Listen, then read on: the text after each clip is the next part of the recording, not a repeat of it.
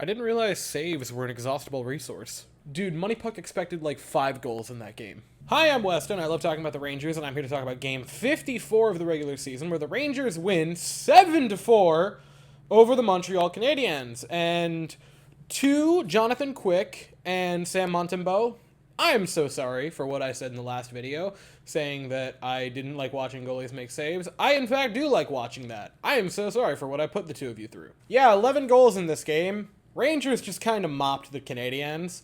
And, like, the Rangers are a good team. They lead the Metro. They're probably going to make the playoffs and probably host the first 2 rounds of said playoffs. They're really good. Montreal is the opposite of really good. Bad.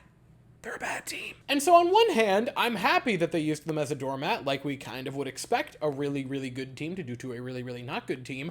On the other hand, this is the game this week that I looked at and was like, that's the one. And for 20 minutes, it felt like it could be a game that does get away from the Rangers, because, again, defense wasn't horrible, but quality over quantity. But the Rangers in the second period just said, no, that's not about to happen, and they mopped them. 4 straight goals in the second period. First goal we're going to talk about, it is Kreider, Mika Zibanejad, and Jimmy Vesey on the ice. And why is it Jimmy Vesey? To briefly go over it, and I don't want to go over it much because it just happened this evening, and I'm not a doctor.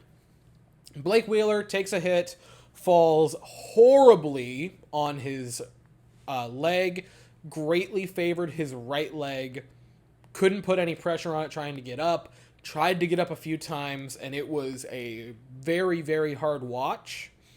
Couldn't put anything on it, getting helped off the ice by Kreider and Trocheck. That's awful, and you hate seeing it.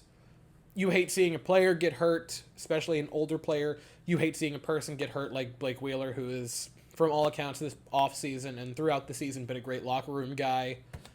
That is very, very hard to see.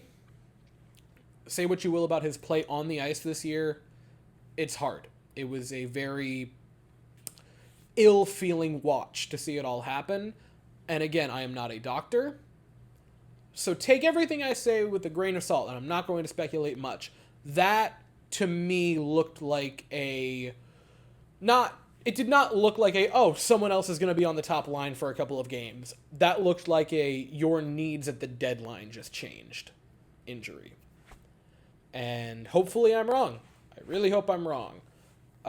Regardless of how long he's out, I think the first line has to change, because Mika and Kreider got Jimmy Vesey tonight, and they woke up. The first line woke up tonight. They got on the board first for the New York Rangers. They're passing it around the offensive zone. Mika Zibanejad with a setup for Chris Kreider, who slams one home. It's 1-1. The Rangers have tied it. A little bit later on, you have Will Cooley, who gets a goal. Will Cooley, all of a sudden, kind of on a heater. He's got 10 goals now. I think 3 out of the All-Star break. I've praised Will Cooley a lot this season. He's not going to get Rookie of the Year votes. He probably won't get rookie or all rookie team votes because of how stacked the rookie class is. But dude, Will Cooley on the third line for the future is just going to be mwah, mwah, mwah. Will Cooley and Brendan Othman, who both play a pretty similar game in my opinion, that's going to be a disgusting third line. They're both going to be good for 15 to 20 goals a season and just make the other team consider not coming out for the second and third period. It's going to be great to see. When Mika Zibanejad got the OT winner, I said hopefully this helps him wake up. And he's looked better since then. This is when Mika Zibanejad woke up. It was this goal shorthanded.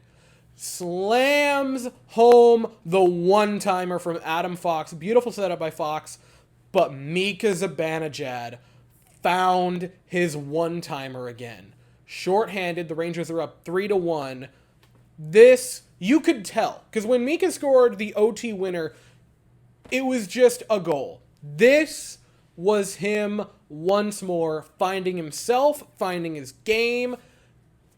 I think for the remainder of the season, we see a new, or at least the old, the good, the great Mika Zibanejad, because holy, he played like himself after that goal. He was ripping one-timers. And they weren't going wide of the net, or they weren't just kind of, slow shot. No. He was ripping rockets that Montembeault was having to make really nice saves on. He was confident again. He had found it, and we'll talk about him in a second with the other goal. But Mika Zibanejad looked fantastic. And then the Rangers get another monkey off their back on the power play. Artemi Panarin has it. I have been screaming for a hot minute. You have Chris Kreider in front of the net. You have the best tip specialist in the sport in front of the net. Just throw the puck at him, and it's going to go in. Artemi Panarin throws the puck at him. It goes in. It's 4-1 Rangers. Yaroslav Koski would get one back in the waning minutes of the second period, but again, it just kind of felt like a goal that happened. When the Rangers went up 4-1, it never, to me, felt like the Canadiens were going to make a comeback. It was just kind of a formality. They would exchange some goals here and there. Vincent Trocheck would get a goal in the third period relatively early on, and that was the moment where I think Montembeault just kind of wanted to not be there, and sadly he could not leave. That made it 5-2 Rangers. Cole Caulfield would get a goal. He did have a pair tonight because of course he did. Cole Caulfield. Future Ranger Cole Caulfield. Speak it into existence.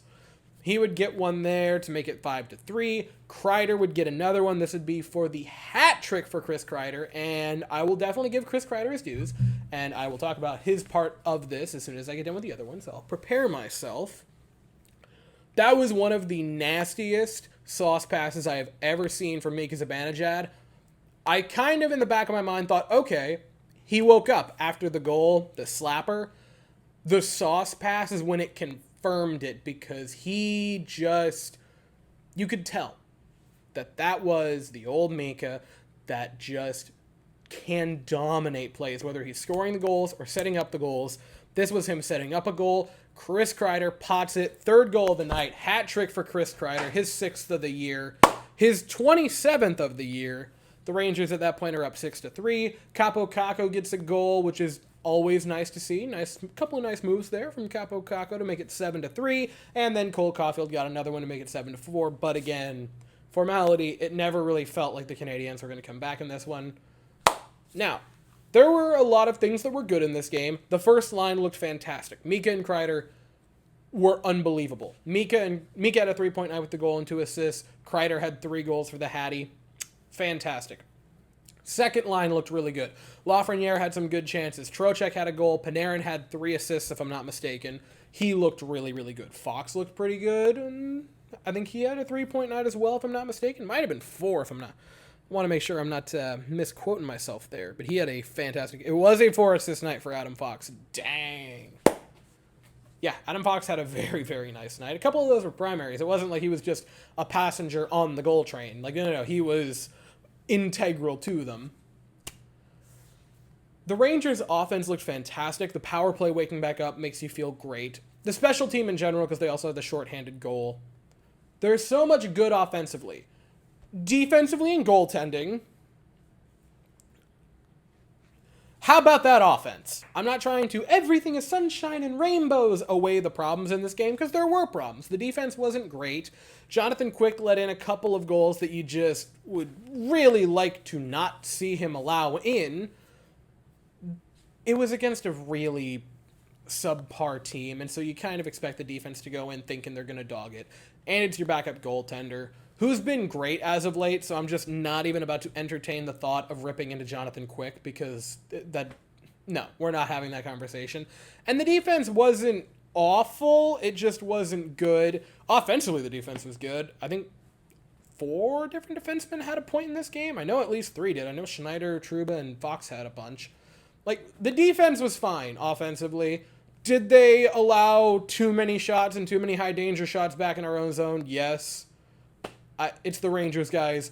Sky is blue, sun is hot. We're moving on with it. And we move on now to Sunday afternoon. The Rangers now find themselves in a 6-game winning streak heading into the Stadium Series on Sunday afternoon, which I am just so over the moon about. I have the Stadium Series jersey. I am very excited to sport this in that video. I had to wear it all week long. And it's Mika, by the way.